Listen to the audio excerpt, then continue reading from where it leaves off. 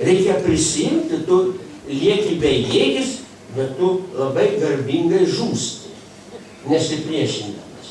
Čia irgi apdorojimas, nesipriešinkit, nes būsit papeikti. Tai čia cenzūra, tai ką ten prezidentė pabandė trupučiuką pasiūlyti. Tai galėjo Seimas svarstyti, gal per daug, gal mažiau, ar ką, bet apriboti tą informacinio karo visą bangą prieš Lietuvą, apriboti pačios valstybės savigynos priemonėmis.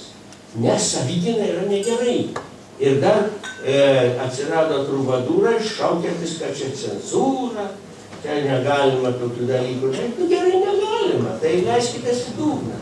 Leiskitės prievartaujami, sunaikinami, labai garbingai išnyksit kaip kvailiukai ir viskas. Štai kokia mūsų yra situacija. Tai ta žemė okupacija tai yra tik tai užbaiga. O informacinis karas ir smegenų okupacija, jis eina dabar. Ir pasipriešinimas, ja. Žinoma, jeigu karas yra visuotinis, nu, pasakiau, totalinis, tai totaliniai valstybei būdingas.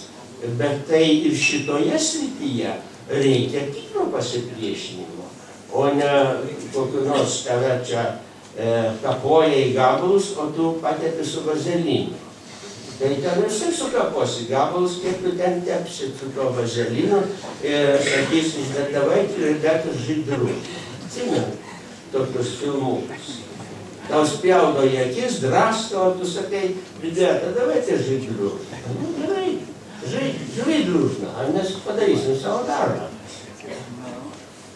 Štai truputį, kaip aš matau, tą pačią temą informacinio, vadinamo informacinio karo. O štai labai svarbus dalykas yra žodynas. Čia Dovydas jau palėtė, reiškia, kaip į sąmonę veikia tam tikras žodynas. Rusija ir agresija. Mes tai atsimenam iš savo istorinės ir kitokios patirties Rusija ir okupacija. Mes įvardinam, mes įvedėm į įstatymus, į konstituciją, į tarptautinę sąmonę, kad Lietuva buvo okupuota, tai nebuvo lengva. Ir kaip iki šiol stengiamasi tai išplauti. Na, oficialiai Maskva tai rašo žodį kabutėse, su klaustukais, su šauktukais, nu kokia čia okupacija, patys norėjo, patys prašėsi, Valenskis prašė, tai kokia čia okupacija. Suprantat, bando nuleisti juokais, lyg su durneliais kalbėtų. Bet atsiranda ir durnelių. Ar pirmiausia atsiranda tų durnelių, kurie mano, nu kadangi juos taip erzina, tai gal nevartokim to žodžio. Tai gal kalbėkim kitaip. Atašla. O dabar sakysim, gabalai Gruzijos arba Krymas. Atašol krasijai. Perėjo į Rusiją. Atsiranda tokie fokusai žodiniai, kaip nesakyti tiesos. O jeigu nesakai tiesos, tai jau meluoji. Minkštai meluoji, su vazelinu. Bet meluoji. Ir brangiai mokėsi už tą vazelininę politiką, bet kol kas. Reiškia, ne taip šiurkštu, kai tau ten kur nors įvaro.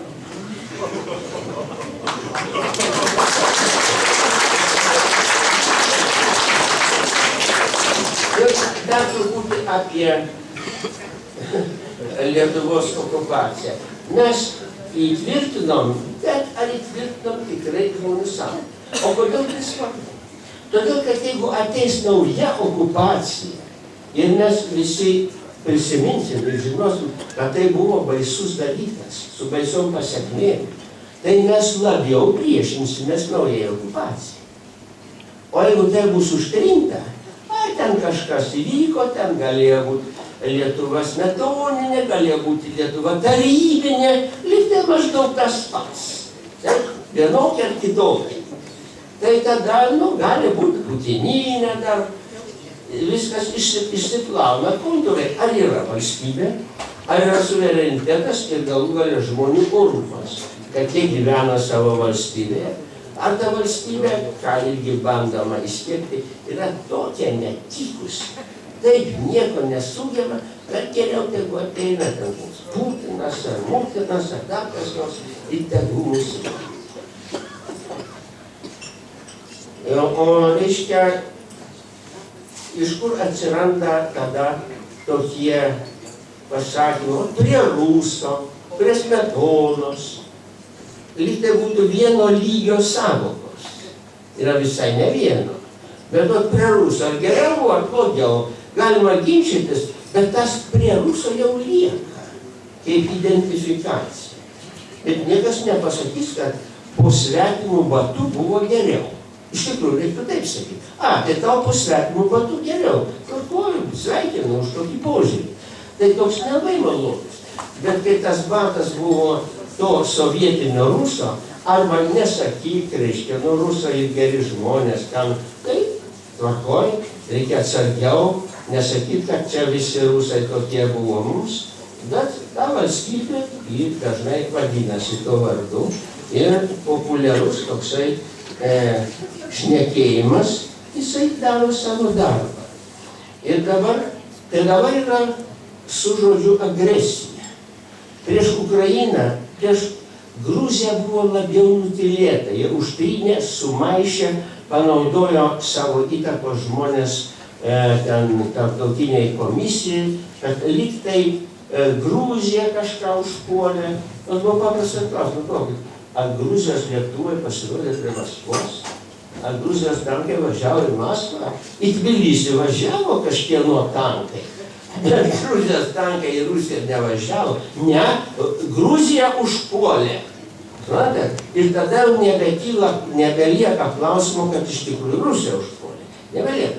Tik tai ar teisingai, ar ten tiek užpuolė. Tai dabar lygiai tas pats su Ukraina.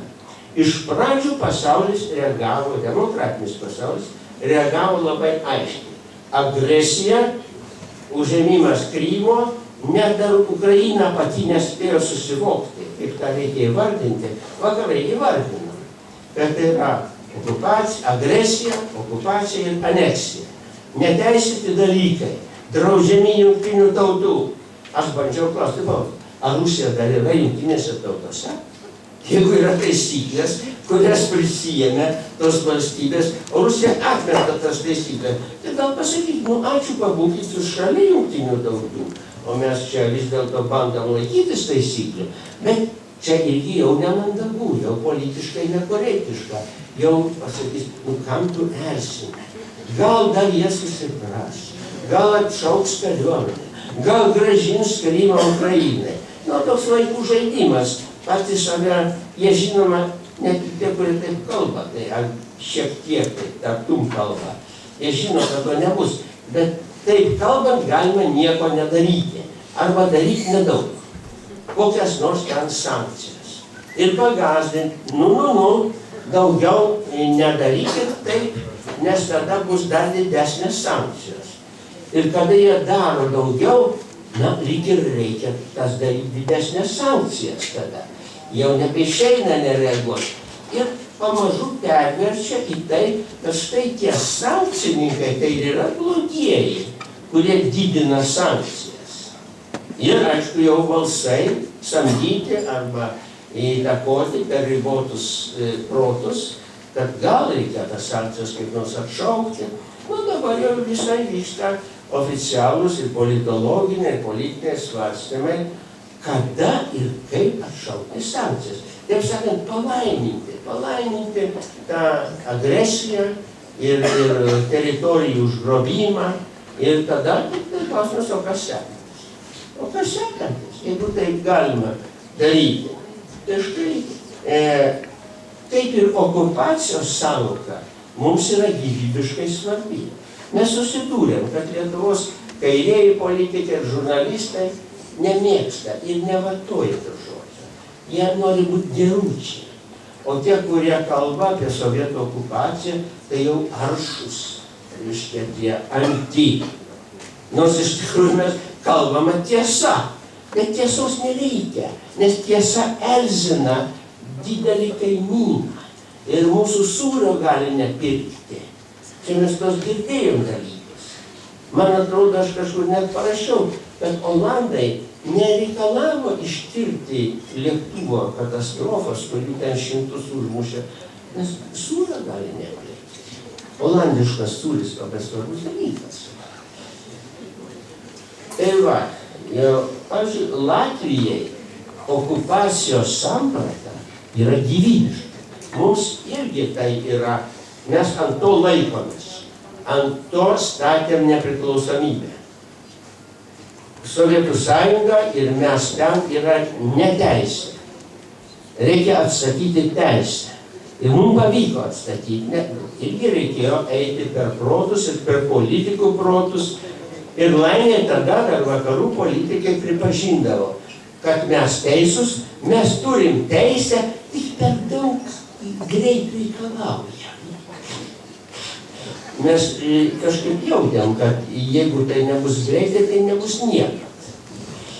Dabar siūlo Ukrainai irgi galbūt protingai. Nu, tu negali jėga ateiti ir atsimti Donbasą arba Krymo. Tai tu palauk. Na, čia galbūt ir teisinga, galima palaukti. Lietuva 19 metų laukė Vilniaus. Galbūt reikėjo laukti ir 29 metus. Bet tai buvo labai aišku, okupuota Lietuva. Ir jokių kitų sampratų. Jiems dabar siūlo susitaikyti, kad Krymas de facto yra jau Rusijos, ir rytų Ukraina bus Rusija. Jūs kaip nors gyvenkite ir tvarkykitės. Žinoma, jiems reiktų taip daryti. Jiems reiktų nekariauti, nes nebeviltiškai yra kariauti. Putinas tik tai nori, kad jis būtų puolamas ir tada jau kalta Ukraina. Bet, reiškia, užfiksavus tą okupuotos žemės padėtį, tvarkytis ir daryti pažangą ir reformas daryti laisvoje Ukrainoje. Štai yra laisvoji Ukraina, štai yra okupuota Ukraina. Ten tu negali nei rinkimų padaryti, ten atėjo banditai, neleidžia žmonėm balsuoti. Nors žmonės jau pradėjo galvoti, gal mums reikėjo balsuoti, mes turėtumėm atstovų Ukrainos parlamente. Reiškia, kad ir Janukovičiaus draugų, bet būtų atstovų Ukrainos parlamente, ne, broliukai. Jums nebus leidžiama dalyvauti Ukrainoje, mes jums padarysim tariamai jūsų valstybėlę, gal vienai dienai. Krymas vienai dienai buvo paskelbtas valstybė, gal pastebėt, gal ne. Tai buvo, reiškia, paskelbtas Krymo tautos, Krymo tauta buvo atsiradus sąvoka. Krymo tauta apsisprendė, kad ji yra nepriklausoma. Sekančią dieną Krymo tauta panorėjo vėl nebūti nepriklausoma, bet priklausyti Rusijai. Tokia pagreitinta procedūra. Abchazija pamažu yra orientuojama į tai ir kitur bus taip pat daroma. Galbūt ir Donbasas bus padarytas kažkokiom ten pseudo valstybėlėm, Lugandonė bus pseudo valstybėlės. Rusija jau iš anksto pasakė, kad jau pripažįsta, dar rinkimų ten nebuvo, bet labai patenkinta, kad vartojamas žodis rinkimai. O čia vakarai irgi kaip durneliai vartoja žodį. Krymo atžvilgiu referendumas. Koks ten referendumas? Putirendumas, ką tu nori sakyti? Koks ten gali būti referendumas po šautuvą? Okupavo šautuvą tavo atstatė ir tai balsuoti. A jeigu nebalsuoti, vis tiek primeta biuletenį. Mes neatsimenam, kaip Lietuvoje buvo 99% visuomet už komunistų partiją ir už Sovietų sąjungą. Tai vat žaidžia, o tenai kažkas naivuoliai ne tik tai, kad priima, bet vartoja tos žodžius ir leidžia, kad jų smegenys jau būtų okupuojamos per tos žodžius. Dabar rytų Ukrainoje įvyks neteisėti rinkimai. O kodėl rinkimai? Kodėl jūs tau vadinat rinkimais? Įvyks komedija, įvyks spektaklis. Bet nevadinkit rinkimais, ne? Vadina rinkimais. Paskui atsiras ginčas, ar rinkimai buvo teisėti, ar ne. Bet buvo rinkimai. Jau pirma vienis į kaltą įgrano. Jau tai buvo rinkimai, o paskui antriniai ginčai. Tai čia irgi vyksta karas. Tame politinėme žodyne ir kur tik tai nori. Ir taip pat kaip Rusija, pavyzdžiui, iš esmės, ji pakeitė tą pasaulinį politinį mąstymą savo veiksmais ir savo tą agresiją, kuri yra ne tik tai žemė, ji yra agresija į sąmonę. Ir būtent, kad karinė agresija, nėra toks visuotinai smerkiamas dalykas. Pasidaro, vienas iš būdų spręsti klausimus. Tada visa pasaulinė tvarka ir jungtinės tautos, kurios buvo įkurtos, kad daugiau niekad nebūtų agresinių karų, jos netenka reikšmės. Viena iš didžiųjų narių tą daro, o visi kiti linguoja galvomis, ką padaryti, kad jie negražiai elgėsi, gal kada nors išsiauklės, gal paveiks, gal sužlugs ekonomiškai. Jeigu sužlugs ekonomiškai, tai irgi arba pasidarys savo išvadas, arba nutars, kad reikia keršyti likusią pasaulį už tai. Ir tada mes visi esame to žioplumo ir blogo žodyno aukos. Šiaip ar taip, tai Rusija jau šio to pasiekė, kad agresija nėra toks blogis, kurio reiktų gėdytis. Pavadino agresorium, tai buvo labai šiurkštu, o paskui jau nieko. O paskui jau vakarai ir vengia vartoti šitą žodį. Konfliktas. Koks konfliktas? Separatistai. Kas ten, kur ten buvo tie separatistai iki Janukovičiaus pabėgimo, kurie ten maištavo ir reikalavo atsiskirti nuo Ukrainos. Ten galva nebuvo. Dabar sugriauti miestai, sunaikinti gyvenimai, milijonas žmonių pabėgėliai. Kas kaltas? Pasakykit, kad agresorius kaltas. Bus nepopuliarus. Sakys, tai ten vyksta vidinis karas. Rusija stovi nuošaliai, vaidina, kad ji nieko dėta. Ir vakarai nesako, tu nemeluok, tu ten viską darai. Kartais pasako. Vis dėlto ten yra Rusijos karių. Bet separatistai pirmoje vietoje.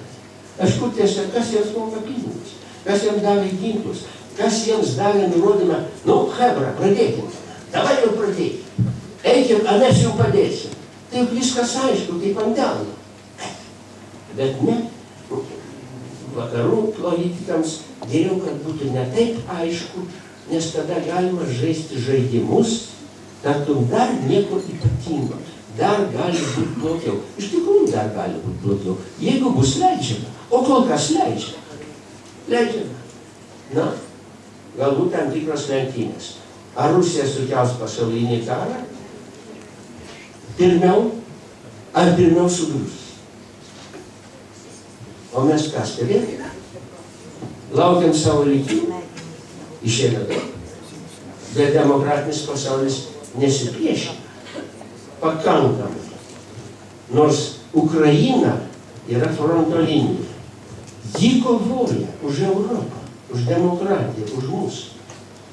Ir nebylus klausimas, o ar jūs padedate? Ar jūs sėdit krūmuose ir žiūrit, ko baigsis muštynės? Kam reiks paspausti ranką? Galbūt tam, kaip Putinas oficialiai pasakė, visai savo tautai, 100 milijoniniai per televiziją, suvaidino, kad berniukas uždavė jam klausimą. Prezidente, mūsų klasėje du berniukai visą laiką mušėsi. Kuris iš jų kaltas? Ir prezidentas atsako, kaltas tas, kurį primušė. Tai suvokit gelmę reikia suvokti, kas yra mąstoma ir kas siūloma priimti kaip mąstymo pagrindą. Primušk ir būsi teisus. Tai yra viduramžiai arba akmens amžius.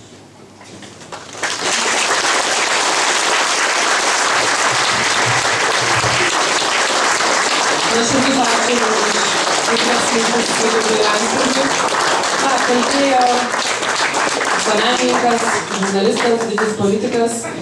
Dabar norėčiau pakviesti pasidalinti savo mintimis gerbiamą Saulių Šiliauską, kuris kaip politologas galėtų šią situaciją pakomentuoti.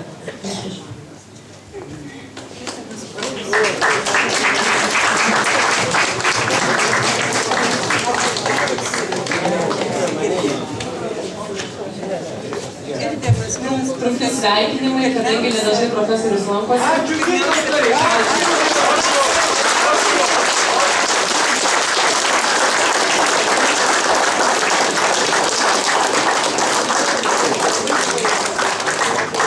Mūsų politikai taip galvotų, kad tokį progą duotų.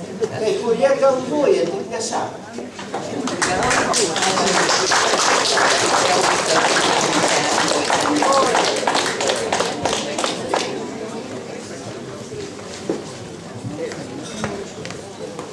Taip, čia profesorius pavartojo keletą kartų tokią savoką žodynas. Nevykęs žodynas. Iš kur tas nevykęs žodynas? Vienas iš demokratijos teoretikų yra pasakęs, kad nuo kažkur 20 amžiaus antros pusės politinis žodynas yra labai supainiotas. Ir demokratinės ir nedemokratinės valstybės visos vadina save demokratinėmis. Ir demokratija dabar reiškia beveik viską. Kai demokratija reiškia beveik visko, iš esmės nieko nereiškia. Tai žiūrėkit, dabar pas mus buvo tas pasiūlymas Seimo apriboti šiek tiek tas priemonės, imtis kažkokių tai, kaip įvardinta šitame kare, savigynos priemonių ir jos buvo tarsi ir užprotestuotos ir paradoksas yra tas, kas pasveikino kaip demokratijos laimėjimą. Kaip demokratijos laimėjimą pasveikino būtent ta kita to informacinio karo dalyviai. Problema čia yra labai gili iš tikrųjų, nes jeigu yra informacinis karas, tai yra naudojamos tokios, kare dalyvauja dvi pusės ir terminėje yra tokia karinė, ne politinė, bet kariaujam, tai kariaujamas visą tarp demokratijų ir nedemokratijų. Ir kaip alternatyva sakoma, yra 30% kitos nekokybiškos dezinformuojančios žiniasklaidos, pakeiskite kokybiškesnę žiniasklaidą iš Rusijos.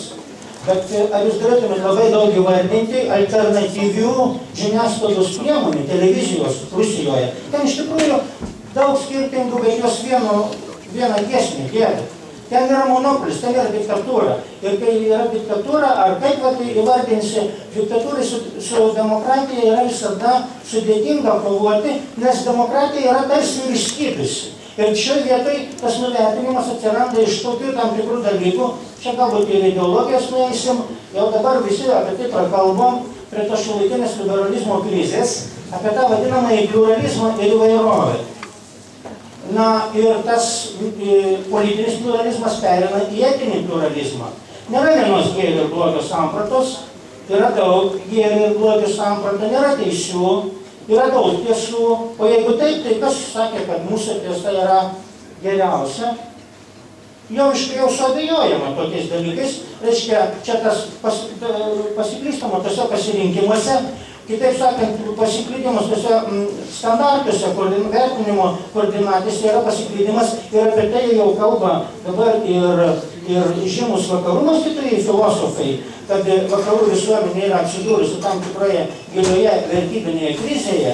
Tai va, tokiom sąlygom vyksta tas vadinamasis informacinis karas.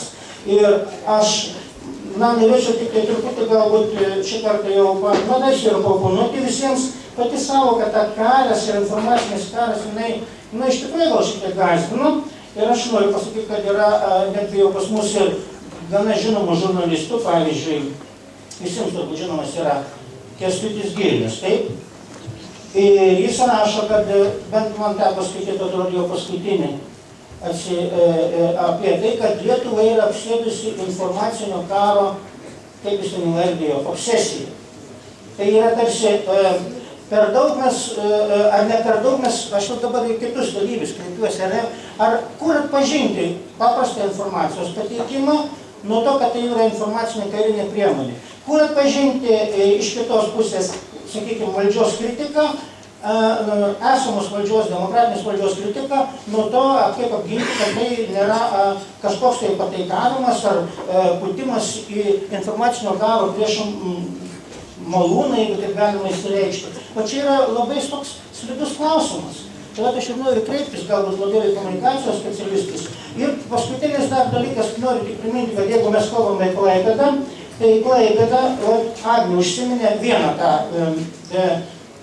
būtent, kad čia buvo, ypač su Krymo kontekste, kažkur nematai kažkokią tai deklaraciją apie Klaipėdos prijungimą, kur taip ir neišaiškėjo, kad ten tik tai ko gero provokacija tokia buvo, pasinaudoti situaciją. Na ir paskutinis įvykis, tai čia dėl rusakalbių ir dėl tų dviejų kalbų įvedimo. Aš bent jau tinklapyje, Rusų sąjungos Klaipėdos tinklapyje skaičiau bandymą pasiteisinti Rusų sąjungos Klaipėdos atstovo, kad neva jo žodžiai buvo iškraipyti, kad jis žiniasklaidai visiškai tokių dalykų nesakė, jis reikalauja, bent aš jau skaičiau, jis reikalauja paneigimo. Aš dabar vis dėlto Klaipėdą ir matau tokią, kad Klaipėda labiau tam informaciniam kare yra galbūt kol kas labiau kaip objektas. Apie Klaipėdą yra diskutuojama iš tos pusės, kad mums ten Žirinovskis pastoviai primena, kad dar kažkas, tai žiūrėkit, jeigu ką, tai Klaipėda va čia Lietuvai priklauso kieno dėka ir vis užsimenama apie tą situaciją Klaipėdos priklausomybės. O šiaip, bent aš taip, stebėdamas tą situaciją, aš nematau tos mūsų, kurie čia gal bando kažkokį sukurstyti tą tokią įtampą, bet jie gal labiau netgi reiškėsi, čia maždaug išorėje negu viduje. Aš taip matau, ir mes apie jų veiklą sužinom štai, kad kažkur nuvykęs Rygoj pašnekėjo. Tai tiek kokias. Ačiū labai. O dabar aš norėčiau perėti prie kitos mūsų diskusijos dalies, įtraukiant jūs. Ir kaip tokia skatinanti priemonė, bus kiekvienam uždavusiam klausimą, profesorius Vytautas Landsbergis yra atsivežęs savo knygų. Tai tiems aktyviems diskusijos dalyviams bus padovanota profesoriaus Vytauto Landsbergio knyga.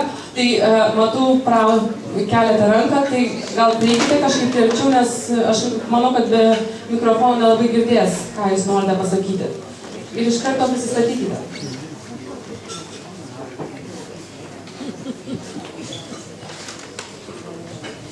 Labas vakaras, esu Adomas, greičiausiai būsimasis politologas, studijuoju 4. kurse Vilniaus universitete, esu Vilnietis, čia šitas svečias esu. Ir iš tiesų aš mėgstu išgerti alaus su bendražygiais ir šiandien yra būtent ta diena, kai galiu pakelti bokalą ir pamačiau prie baro labai įdomius, keistus padėkliukus alaus bokalui, ant kurių buvo nupiešta stilizuota svastika.